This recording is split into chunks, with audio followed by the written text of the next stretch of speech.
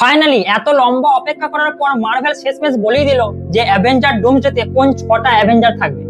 না না, আমি এখানে ওই থান্ডারবোল্টস এর অ্যাভেঞ্জার্স এর কথা বলছি না, আমি বলছি সেই পুরনো ওজি অ্যাভেঞ্জার্স এর কথা, যাদের নাম শুনলে প্রত্যেকটা মার্ভেল ফ্যান্সদের মন পুরো খুশিতে ভরে উঠবে। দেখো, রিসেন্টলি ডিজনির একটা ইভেন্ট হয়েছিল ইতালিতে। সেখানে যখন ডুমসডে প্যানেল আসে, সেই আগের ওই 27টা চেয়ারের নামকে আবার দেখানো হয়, কিন্তু এখানে টুইস্ট হলো এটাই যে ওই প্রত্যেকটা নামকে বা প্রত্যেকটা ক্যারেক্টারকে একটা আলাদা আলাদা দলে ভাগ করে দেওয়া হয়েছে।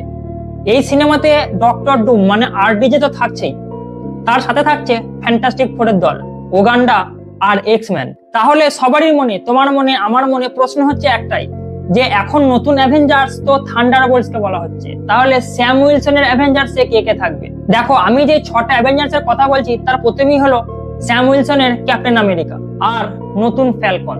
বাকি যে 4টে নাম থাকে, এই 4টে নাম শুনে প্রত্যেকটা মার্ভেল ফ্যান কিন্তু গর্ববোধ করবে। প্রথম নাম হচ্ছে সাংচি, আর দ্বিতীয় নাম তোমারও পছন্দের আমারও পছন্দের, আমাদের প্রিয় অ্যান্টম্যান। এই হলো 4টে, বাকি থাকছে এখনো 2টো। এই 2টো একদম হচ্ছে ওজি ক্যারেক্টার। প্রথমেই হচ্ছে দ্য গড অফ থান্ডার, তুফানের দেবতা থর। থর, হ্যাঁ ভাই, থর। থর এই সিনেমায় রিটার্ন করছে। আর সেকেন্ড নাম ভাই, তোমরা বিশ্বাস করতে পারবে না, লোকি।